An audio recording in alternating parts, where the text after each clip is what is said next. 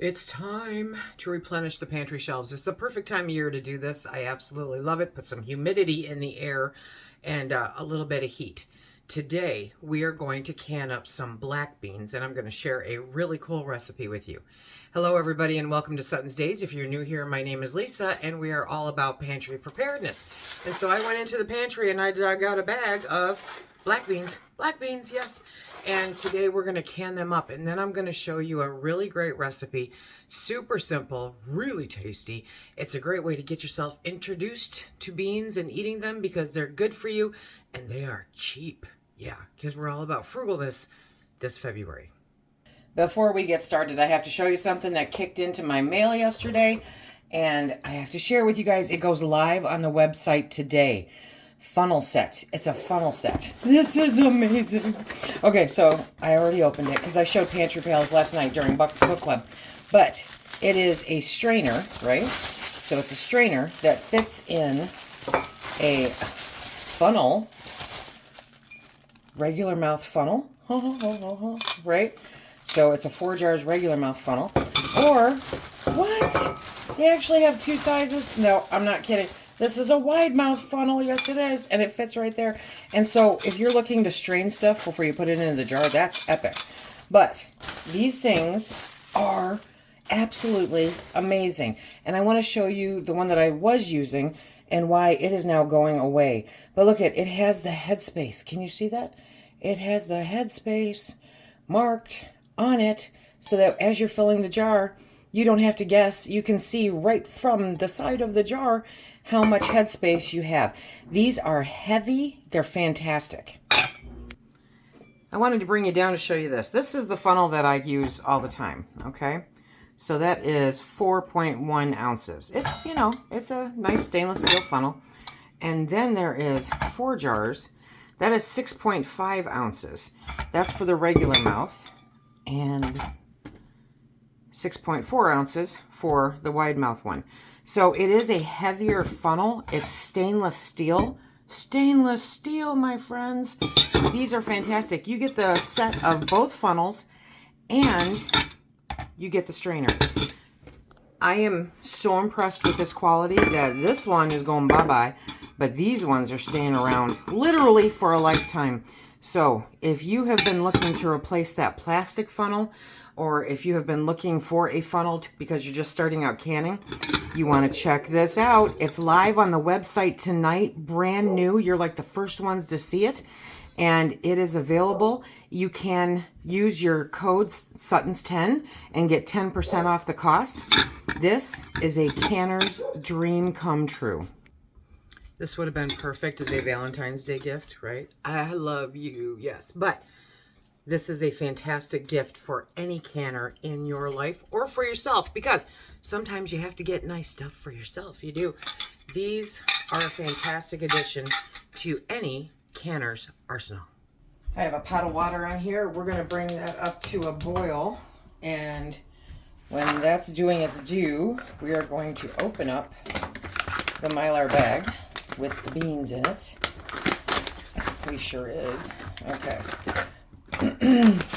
And we are going to put them into a strainer. We're going to take them over to the sink. We're going to kind of pick through them, make sure there's no stones, because, yeah, I have found stones in with the beans, and that would really be bad for your dental care. We're going to give these a really good rinse, and then once the water's boiling, I'm going to add the beans. Okay, these are all rinsed off, and now we're going to go over the directions for this. We're going to put these in pint jars because that's what we use here. So pint jars, and we're going to be using the weighted regulator. Okay, so and for my altitude, it's 10 pounds of pressure. Anything above 1,000 feet, you automatically go to 15 pounds of pressure, regardless of what it was with a regular regulator. So it processes for 75 minutes, but you cannot safely can dried beans. So you either have to let them soak 12 to 18 hours, or you can do a quick method, which is what we're going to be doing because it's what I've got time for. So we're going to put these into the pot of boiling water. We're going to boil them for 2 minutes. We're going to take that from the heat and we're going to let them sit for an hour, and then we'll drain them. And then we'll bring them back up to a boil for 30 minutes with new water, okay? And then we can put them in the jars. Okay, in they go for 2 minutes. Black beans bubble, yes they do. And they can make a mess. See, they can make a mess. So, those boiled for 2 minutes. Now we're gonna let them sit for, what did it say? An hour. We're gonna let them sit for an hour. Go read a book, change the laundry, do whatever. Okay, these have been soaking for an hour. And so now we are going to strain them, put fresh water in the pot, okay? And then we're going to cook them for another 30 minutes. Okay, so fresh water is in the pot. That is some black water. And now we're going to turn the heat on. We're going to cook them for 30 more minutes, and then we'll start jarring them up. Oh, Lisa, I am not soaking my beans because they will be just soggy. No, they won't.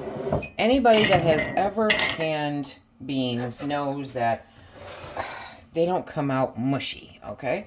So, and actually you get a much better quality bean by doing it the right way. Now, here's the reason you have to soak your beans for 12 to 18 hours or do the quick method that I just did, is because the beans are hard. Have you ever tried to chew a raw bean? It is not fun. No, it's not.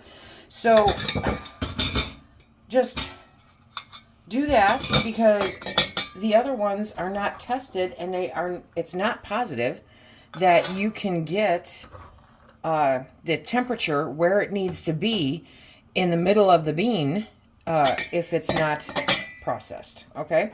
Now, let's talk about headspace. I'd bring you down here.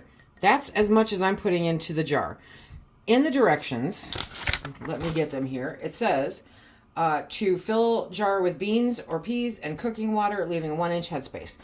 I have learned over time not to fill to 1-inch headspace with beans. Number one, the beans are not fully cooked, so they will continue to absorb the water that is in the jar as you process them and after you process them, okay? So that just doesn't work because I like having a little bit of liquid in there with them. It just makes them more appealing. Whoop, that's too many. And so I do 3/4, okay, of the cooked beans in the jar. That's what I do, and then that I will top off to 1-inch headspace. Then you still have the necessary headspace, and there's no concerns about canning them improperly because the headspace is factored in at 1 inch. So what am I going to do here? I am going to, this is a 1 pound, I did a 1 pound package of beans. There we go. So now, actually, what I'm going to do is skim a little bit off the top from each of the other jars. And we're going to make these more around, there we go, so that I can have that last jar in there. Flying beans. There we go. So these are all filled roughly, give or take. They're all filled about halfway with cooked beans, okay? And then you're going to need hot water. Yeah, hot water. And we're going to fill the hot water to 1-inch headspace. Why hot water? Because that is the way that it was tested. And that way, the time, it doesn't have the additional time of bringing the water up to temp, okay, in the canner. That can impact the safety of it. And then we're going to take our Pokem Stabber and you're going to debubble because there are bubbles in there. There's not a lot. And when we say debubble, it's basically getting rid of the air pockets that might have been trapped under the beans. So it's not earth-shattering, but it is a good idea. Okay, I have my vinegar. I use vinegar. You can use water. I just use vinegar. And we're going to wipe the rims because no matter how well you think you didn't get anything on the rim, you did. And I know I got stuff on the rim. So, okay. Now it's time for the lids. As always, you know me, I'm doing 4 jars, canning lids. I love these lids, you guys. And now with that amazing funnel, we're just getting more and more really cool, good quality, really good quality stuff. I'm super excited. Because not only am I replacing other stuff with a company that I truly adore, okay, I'm replacing it with better quality. I mean, who can beat that? So remember, the rings go on finger tight, my friends, okay? It is not something you crank on. You don't do that, okay? So now I got to back it off. Okay, so hold the jar lightly, turn it until it stops. You're good. And remember, if you have rusty rings, it's not a big deal. The rings are not an engagement ring. It is a tool. A well-used tool will look well-used. Okay? Now, these are going to go into the canner for 75 minutes. We're going to process. For me here, I'm at 1,000 or less, so 10 pounds of pressure with my weighted regulator in the canner. And if you are over 1,000 feet, then it's 15 pounds of pressure. With the weighted regulator, with a regular regulator, say that 10 times real fast, then obviously it's different. The link is below for the National Center for Home Food Preservation on where you should be at. But no matter what, for pints, it's 75 minutes. If you do this in quarts, then it's going to be for 90 minutes. So filling the jars at the depth that I did with the beans, okay, that is not what makes the difference with how long you process them. The beans are in the jar. They have been properly soaked per the National Center, and so now they're going to go in for the right amount of time. So if 1 pound of beans divided between 5 jars, 5 pints, then 2 pounds of beans would go into 10 pints, and you can do the math from there. I like this quota, this particular, math as far as beans go, because that makes sure that I've got enough liquid in there and the world is right. So I'm going to get the lid on here. We're going to let it vent for 10 minutes, a steady stream of steam. Then we're going to put the regulator on. We're going to let it jiggle a nice little hula dance. It is not going to an Ozzy Osbourne concert. It is doing a hula dance, okay? And we're going to let it do that for 75 minutes. When I pull them out, I'll be back. I wanted to show you my one last lonely jar of black beans. So you see how you can't see any liquid in there? That's because the beans absorbed it all. That does not make it bad. Not by any stretch of the imagination. But I prefer having a little more liquid in there, so we're all good. All it was is the beans just kept soaking up the liquid. Perfectly safe, perfectly fine. And look at it, it's a foggy jar. Fog happens.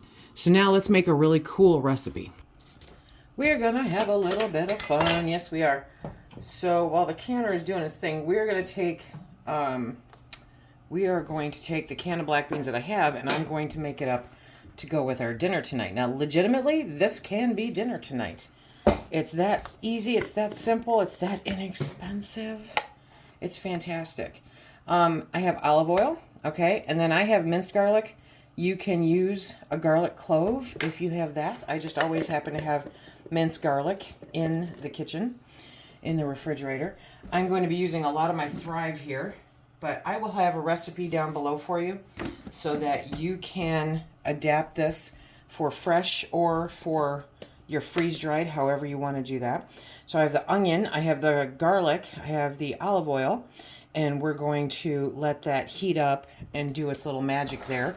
I also am preheating the oven to 450 degrees. Yeah, 450 degrees. And I'm just going to give it a little stir. We just want to heat that up and make it all yummy.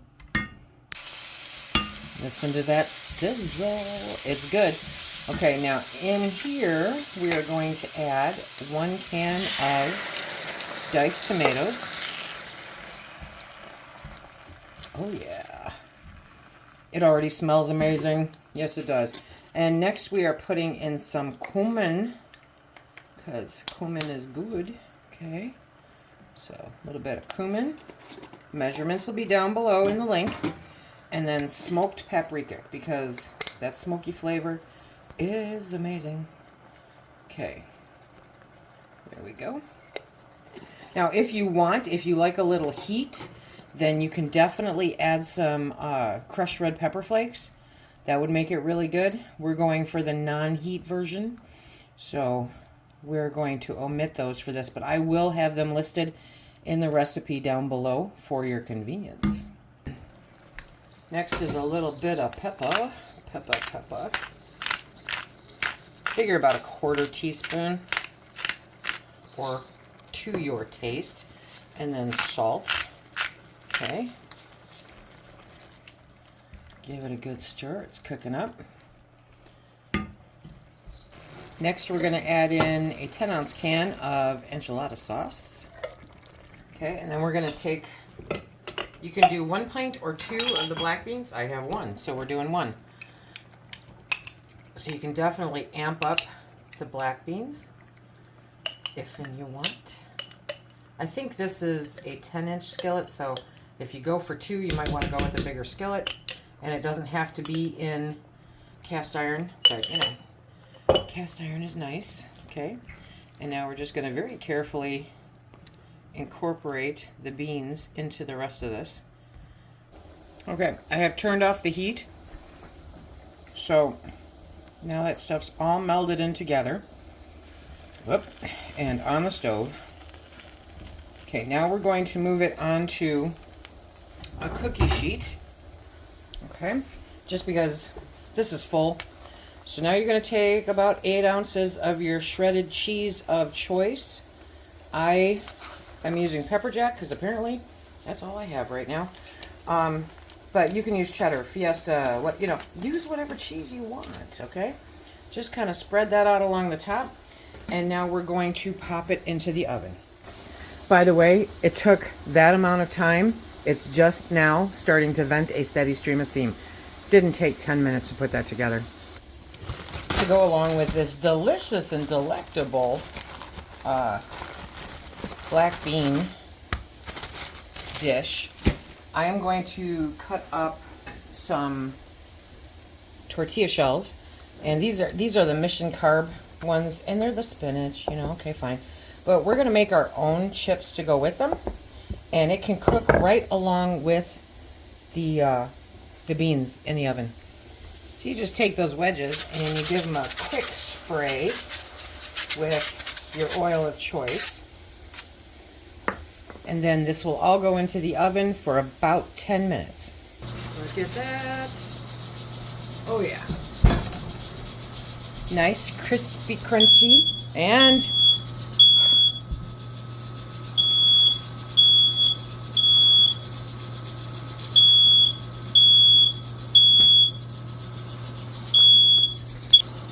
look at that.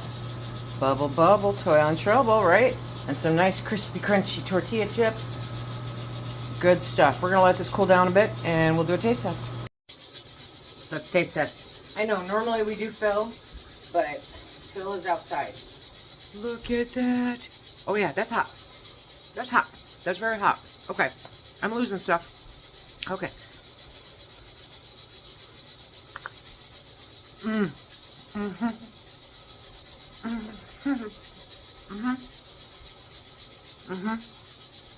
Yep. Oh yeah. Okay. That there's some good stuff. Add a second jar of black beans. Definitely.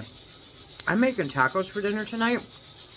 And I was just going to have like a little taco salad. I might actually have this. This is so good. Okay, we're gonna get these out. Woo-hoo-hoo. Absolutely awesome. Oh, see? Perfect. Let me bring you down. It is a little difficult to see because they're so dark, and so is everything else. But those are fantastic. So this is what they look like just coming out of the oven. Ha! This is what they look like just coming out of the canner. As they cool, you will see that the beans seem to absorb more of the liquid. That's because they are. So that is not a worry at all. Definitely let them do their due. They're going to be fantastic. You're going to be super happy. This is so much cheaper than buying them pre-canned at the store, and you're 120% in control of what the ingredients are.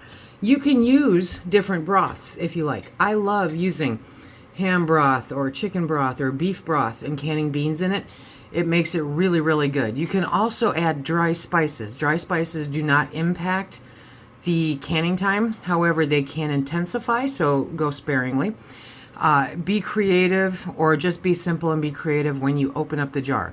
That's what makes home canning so absolutely spectacular. Mister's eating his tacos, so we're going to get going. Okay, tacos and then that great bean cheesy dip thingy doohickey. It's so good, you guys. Have to give it a try. That was my dinner. I don't have room for the tacos now, and I am good with that because that has a good fair amount of protein in it. I hope that you guys enjoyed the canning session and the recipe, and if you want to check out more things to do with beans, check out this playlist right here. Until then, everyone, be safe.